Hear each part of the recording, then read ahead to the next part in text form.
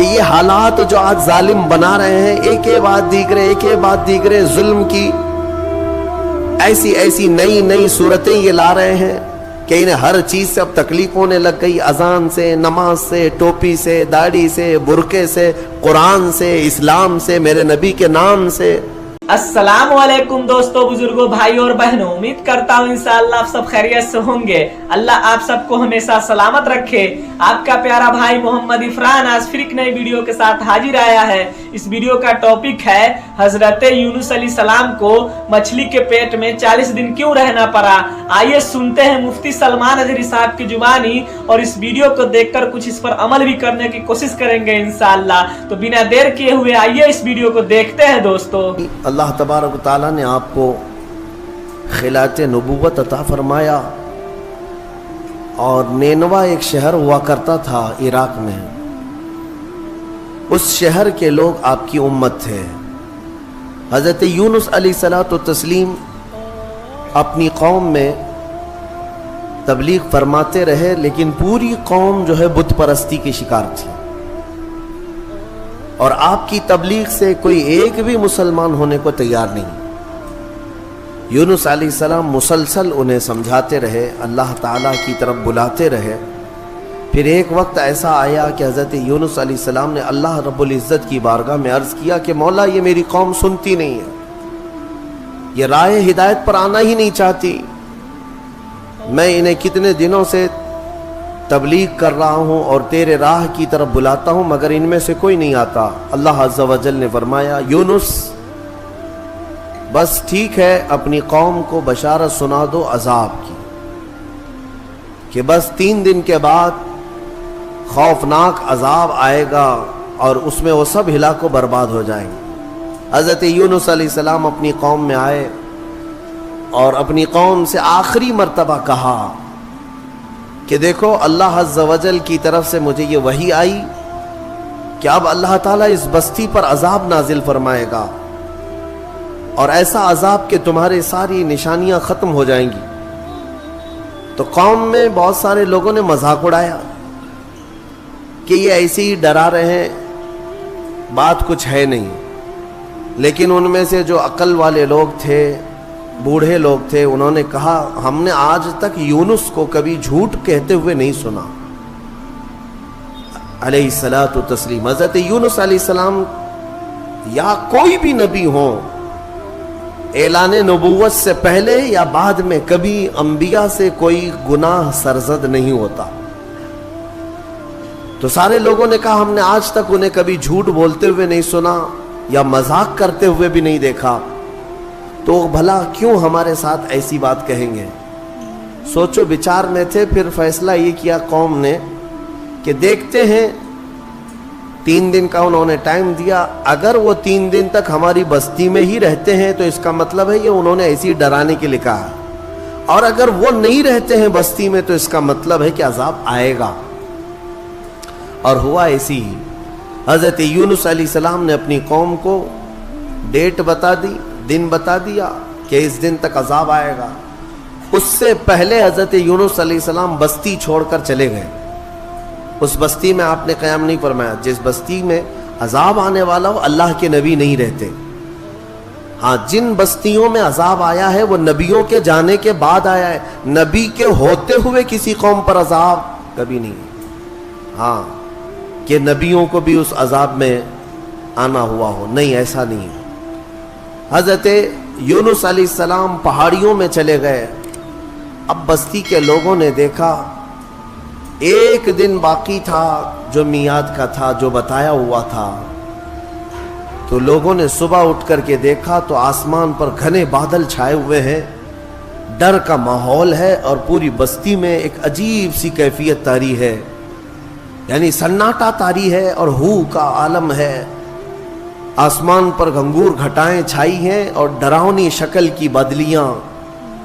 تو لوگ ڈر گئے اور کہا، یونس علیہ السلام سچ کہتے تھے، اللہ کا عذاب آنے والا ہے، ہم جس بت پرستی میں تھے اس سے ہمیں توبہ کرنا ہوگا۔ تو سارے کے سارے لوگ اپنے اپنے گھروں سے نکل آئے، بچے، بوڑھے، جوان، مرد، عورتیں، سارے کے سارے میدان میں جمع ہوئے، اور رونے لگے، گڑ گڑانے لگے، توبہ کرنے لگے اللہ کی بارگاہ میں. اور پھر سبوں نے مل کر کے کہا اے رب ذوالجلال، ہم اپنے پرانے تمام بتوں کو ختم کرتے ہیں، تو ہی ہمارا خالق ہے، تو ہی ہمارا رب ہے، ایک تیری وحدانیت پر ہم یقین کرتے ہیں. اور اللہ رب العزت کی وحدانیت کے وہ قائل ہوئے، ایمان لائے. تو پھر اس کے بعد اللہ تبارک و تعالیٰ قرآن میں ارشاد فرماتا ہے لما آمنوا کشفنا عنہم العذاب.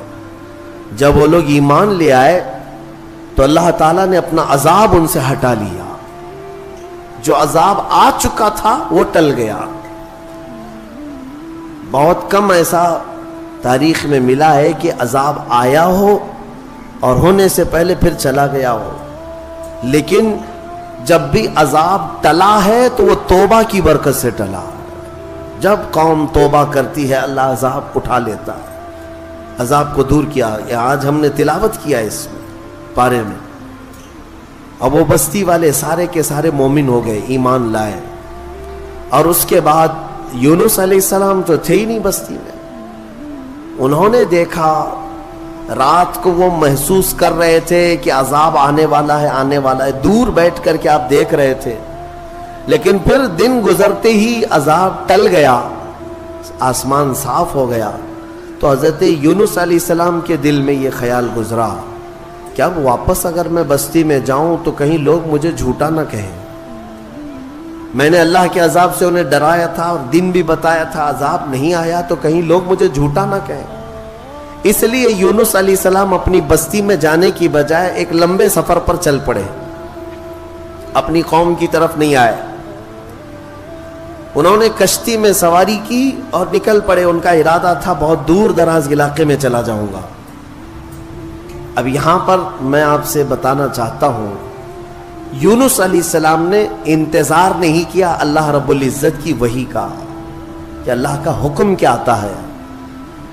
اس سے پہلے ہی حضرت یونس علیہ السلام چل پڑے اور کشتی میں بیٹھے.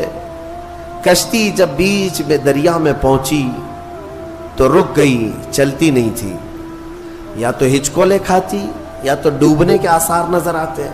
اور اس زمانے میں یہ مشہور تھا کہ اگر کسی کا بھاگا ہوا غلام کشتی میں سوار ہے تو کشتی آگے نہیں بڑھتی ہے، بیچ دریا میں پہنچ کر کے کشتی رک جایا کرتی. اس زمانے میں یہ مشہور تھا. تو جب کشتی بیچ دریا میں رکی تو لوگوں نے جو سوار تھے کہنا شروع کیا کہ لگتا ہے اس کشتی میں کوئی بھاگا ہوا غلام ہے، جس کی وجہ سے کشتی نہ آگے بڑھتی ہے اور بلکہ ڈوبنے جیسے آثار نظر آتے ہیں.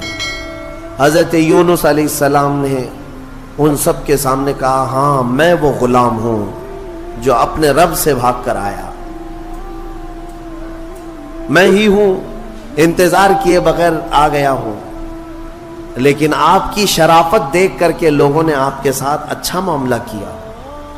لیکن ہوتا یہ تھا کہ جو بھاگا ہوا غلام ہے اسے اٹھا کر کشتی سے سمندر میں پھینکا جاتا تھا، تب کشتی آگے بڑھتی تھی. اب بیچ دریا میں ہے. لوگوں نے یہ کہا کہ نہیں، یونس علیہ السلام چہرے سے اتنے شریف ہیں، اخلاق کے اتنے اعلیٰ ہیں، یہ ایسا نہیں کر سکتے. لہٰذا کشتی میں بیٹھے ہوئے سارے لوگوں نے قرآن اندازی کی کہ جس کا نام نکلے گا اس کو سمندر میں ڈالا جائے گا، اس کو دریا میں ڈال دیا جائے گا. تو قرآن میں حضرت یونس علیہ السلام کا ہی نام نکلا. جب قرآن اندازی کی گئی ان کا ہی نام نکلا. پھر بھی کشتی والوں نے کہا دل نہیں مانتا ہے کہ اتنے اعلیٰ اخلاق والے، اتنے حسین چہرے والے کسی نیک آدمی کو دریا میں ڈال دیا جائے. پھر دوبارہ قرآن اندازی کی گئی.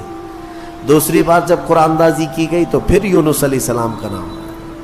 تیسری بار قرآن اندازی کی گئی، پھر حضرت یونس کا نام آیا. تو مجبوراً سب لوگوں کا اتفاق ہوا، حضرت یونس علیہ السلام کو اٹھا کر کے دریا میں ڈال دیا گیا. یہ حضرت یونس علیہ السلام کا دریا میں جیسے ہی ڈالا جانا تھا، دریا میں موجود ایک بہت ہی بڑی قسم کی مچھلی نے منہ کھولا اور آپ کو نگل لیا. حضرت یونس علیہ السلام کو مچھلی نے نگل لیا. اب آپ مچھلی کے پیٹ میں چلے گئے لیکن ایک بات یاد رکھیں، مچھلی کی غذا بن کر کے نہیں گئے تھے آپ کہ مچھلی نے نبی کو غذا بنا لیا ہو، لقمہ بنا لیا ہو، بلکہ مچھلی کو حکم تھا کہ یہ تیری غذا نہیں ہے، بلکہ یہ میرے نبی کی امان گاہ ہے، حفاظت گاہ ہے۔ اور مچھلی کے پیٹ میں یونس علیہ السلام گھنٹہ، 2 گھنٹہ، 3 گھنٹہ، دن، 2 دن نہیں، 40 دن تک رہے، 40 دن تک مچھلی کے پیٹ میں رہے، اور وہ دریا میں آپ کو لے کر گھومتی رہی۔ مچھلی کے پیٹ میں اندر رہنا کیا یہ ممکن ہے یا ناممکن ہے؟ میرے عزیزوں، آپ کو حیرت ہوگی، تھوڑا سا آپ مطالعہ کریں اور سرچ کریں تو آپ کو پتا چلے گا۔ آج کی دنیا میں بھی سائنس میں یہ ریسرچ سے ثابت ہوا ہے، 2 ایسے لوگ ملے جن کو ویل مچھلی نے نگل لیا تھا۔ ایک شخص 8 دن کے بعد باہر نکلا، ایک آدمی 3 دن کے بعد باہر نکلا، لیکن دونوں زندہ نکلے۔ یہ اس صدی کی بات کر رہا ہوں میں، اس زمانے کی۔ اور یونس علیہ السلام تو اللہ کے نبی ہیں، لیکن بات اتنی ہے کہ مولا جس کو جہاں چاہے محفوظ رکھے، یہ وہ قادر مطلق ہے۔ 40 دن تک اندر رہے۔ اس مچھلی کے پیٹ میں جو چیز ہوتی ہے وہ کیا ہوتی ہے؟ ایک راستہ ہوتا ہے، پھسلنے والا راستہ جو چربی کی طرح ہوتا ہے، اور اندر جانے کے بعد ایک بڑا گھر کی طرح سے اس کا پیٹ۔ بس یہ ہے کہ نرم ملائم گھر تو ہوتا ہے، لیکن روشنی کہیں سے نہیں ہوتی، بالکل اندھیرا۔ باقی سب آرام کی چیزیں ہیں۔ زندگی کے لیے انسان کے مچھلی کے پیٹ میں بھی آرائش ہے یا اہتمام ہے، لیکن روشنی کا کوئی انتظام نہیں۔ یونس علیہ السلام اس اندھیری کوٹھری کے اندر، یعنی مچھلی کے پیٹ کے اندر 40 دن بتائے، 40 دن۔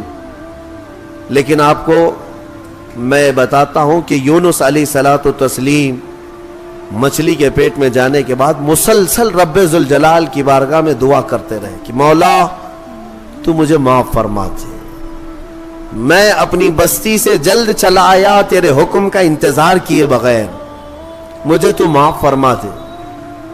یہ دعا چلتی رہی، یہاں تک کہ قرآن کہتا ہے وَظَنُّونِ إِذْ ذَهَبَ مُغَاضِبًا فَظَنَّ أَن لَّن نَّقْدِرَ عَلَيْهِ فَنَادَىٰ فِي الظُّلُمَاتِ أَن لَّا إِلَٰهَ إِلَّا أَنتَ سُبْحَانَكَ إِنِّي كُنتُ مِنَ الظَّالِمِينَ۔ رب تعالیٰ فرماتا ہے مچھلی والا، ذنون کہا گیا یونس علیہ السلام، یونس علیہ السلام کا ایک لقب آیا ہے ذنون، مچھلی والا۔ جب ناراض ہو کر کے نکلا اپنے شہر سے، اپنی بستی سے، تو مچھلی کے پیٹ میں پہنچا دیا گیا۔ فنادا فی الظلمات، اللہ فرماتے پھر اندھیریوں میں اس نے پکارا، اندھیریوں میں، ظلمات کہتے اندھیری، اتنی اندھیریاں کہ ہاتھ بھی نظر نہ آئے، اندھیریوں میں اس نے پکارا۔ کیا پکارا یونس علیہ السلام نے؟ لا الہ الا انت سبحانک انی کنت من الظالمین۔ اس کو آیت کریمہ کہتے ہیں نا، بہت ہی اثر انداز ہے، بہت ہی اثر انداز۔ اللہ تبارک و تعالیٰ کی تسبیح ہے۔ یونس علیہ السلام نے یوں عرض کیا کوئی معبود نہیں سوائے تیرے اے مولا، تجھی کو پاکی ہو، تجھی کو پاکی ہو۔ انی کنت من الظالمین، اپنے متعلق اعتراف کیا، اور اللہ تبارک و تعالیٰ کو یہ جملہ اتنا پسند آیا کہ فوراً مولا فرماتا ہے فَاسْتَجَبْنَا لَهُ وَنَجَّيْنَاهُ مِنَ الْغَمِّ، ہم نے فوراً ان کی دعا کو قبول کر لیا اور ان کو اس غم سے آزاد کر دیا۔ اللہ تبارک و تعالیٰ نے فوراً آزاد کیا۔ کیا کیا؟ مچھلی نے کنارے پر آ کر اگل دیا، اور حضرت یونس علیہ السلام باہر آئے۔ باہر آنے کے بعد جانتے ہیں آپ کی کیفیت کیا تھی؟ ساحل پر آپ لیٹے رہے ایسے کہ آپ ہاتھ بھی نہیں اٹھا سکتے تھے، پیر بھی نہیں اٹھا پاتے، اور جسم اتنا کمزور، اتنا نحیف ہو چکا تھا، پورا جسم سفید ہو چکا تھا، پورا جسم سفید، اور آپ 8 دن تک بے ہوش رہے۔ वहीं साहिल पर, और उसके बाद 40 दिन तक सोए रहे वहीं पर, उठ नहीं पाए 40 दिन तक। लेकिन रब्बे जुल जलाल ने वहां पर आपका क्या इंतजाम फरमाया था? हदीस पाक में भी मिलता है, आपके सर के पास अल्लाह ने कद्दू की बेल पैदा फरमाई, कद्दू की बेल। और कद्दू करीब आपके मुंह के करीब आता और आप बगैर किसी मेहनत के उसे खा लिया करते थे। और एक हिरन आती जो आपको करीब से दूध पिलाकर चली जाती थी। आपको मैं हदीस पाक बताऊं, हुजूर पाक सल्लल्लाहु ताला अलैहि वसल्लम के पास एक सहाबी ने कद्दू पेश किया, तो मेरे आका सल्लल्लाहु ताला अलैहि वसल्लम ने लिया और मुस्कुराया और फरमाया, ये मेरे भाई यूनुस का फल है। और हुजूर ने उसे पसंद फरमाया। और कद्दू के फवाइद आज भी लोग गिना रहे हैं। जब निहायत कमजोरी हो तो कद्दू को खाने से फौरी तौर पर ताकत पैदा होती है। जितनी भी उसके अंदर कमियां आई हो, इस कद्दू के जरिए से उसकी इस्लाह होती है। बल्कि आशिकों की जमात इसको कद्दू नहीं, कद्दू शरीफ कहा करते हैं। हाँ, हुजूर पाक सल्लल्लाहु ताला अलैहि वसल्लम की मरगूब ग़िज़ा है, पसंदीदा है। नबियों से जो चीज रिलेटेड हो जाए वो यकीनन शरीफ तो होती ही है। ये हजरत यूनुस अलैहिस्सलाम फिर 40 दिन के बाद खड़े हुए, 50 दिन हो गए आप, और फिर 40 दिन मछली के पेट में। यूं समझ लें तकरीबन 3 महीने का अरसा गुजर गया अपनी बस्ती से बिछड़े हुए। वापस जब 3 महीने के बाद यूनुस अलैहिस्सलाम अपनी बस्ती में आए तो सारी बस्ती वाले बड़े खुश हो गए हैं। सब दौड़े दौड़े आए, आपके हाथों पर सारे लोगों ने बैत किया। और अल्लाह के नबी की जैसी पैरवी करनी थी पूरी बस्ती वालों ने पैरवी किया। अल्लाह तबारक व तआला ने उस कौम को माफ फरमाया। मैंने पढ़ा जितने नबियों की उम्मतियों के बारे में, सिर्फ यूनुस अलैहिस्सलाम की कौम एक ऐसी है जो गुनाह के बाद या शिर्क और बुत परस्ती के बाद वापस पलट आई तो अल्लाह ने उनको अपने महबूब जमात में शामिल फरमाया। इतना ही नहीं, कुछ तफसीरों में यह भी है कि यूनुस अलैहिस्सलाम की उम्मत को अल्लाह ताला ने आज तक जिंदा रखा है। जैसे असहाबे कहफ हैं, यूनुस अलैहिस्सलाम की उम्मत के लोग वो पहाड़ियों में, जजायर में कहीं पर हैं। बाज मुफस्सिरीन व मत्तानाहुम की तफसीर करते हुए फरमाते हैं कि वो आज भी जिंदा है। और जब इमाम महदी आएंगे तो इमाम महदी की फौज में वो यूनुस अलैहिस्सलाम की उम्मत भी शामिल होगी। बाज तफासीर में ये मौजूद है। तो यानी मेरे अजीजों, इसमें कई चीजें मौजूद हैं। पहली बात तो ये है, मैं आज ही कह रहा था, कभी कभार हमें ये एहसास होता है हालात देखने के बाद कि कौम को हम भी सुबह शाम बेदार करने की कोशिश करते रहते हैं। कुछ हमारे खिलाफ बोलते हैं, या कुछ हमें तानो तशनी करते हैं, या कुछ हमें गालियां देते हैं। ठीक है, सबका अपना अपना हिस्सा है। लेकिन इंसानी फितरत होती है, कभी इंसान ओब जाता है, क्या इनके पीछे सर खपाएं, छोड़ो जाने दो।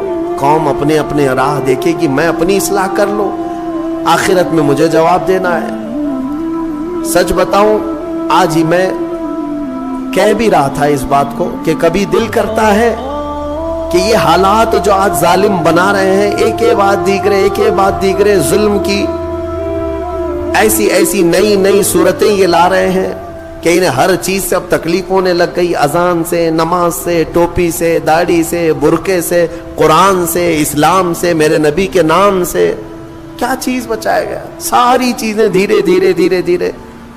बल्कि आप ये भी काम शुरू कर दिया गया कि इधर अजान हो रही हो और उधर सामने मस्जिद के बाहर कुछ शरपसंद नाच गाने कर रहे हो, वो अपनी आवाजें बुलंद कर रहे हो। ये शैतानी शरारतें उरूज पर आ रही हैं, तेज होती जा रही हैं। इन हालात में हमारी कौम की जिम्मेदारियां क्या थी?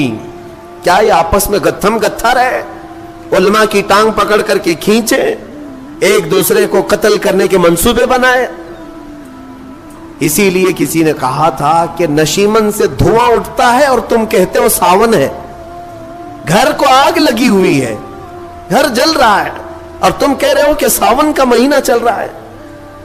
میرے عزیزوں ان چیزوں سے اوپ کر کے کبھی ہم اگر یہ سوچتے ہیں کہ چھوڑو جانے تو ہم جنگل کی طرف چلتے ہیں 2 بکریاں لے کر کے. میرے آقا صلی اللہ علیہ وسلم کی حدیث بھی ہے وہ شخص اخیر زمانے میں اپنا ایمان بچا لے جائے گا جو چند بکریاں لے کر کے جنگلوں کی طرف چلا جائے گا.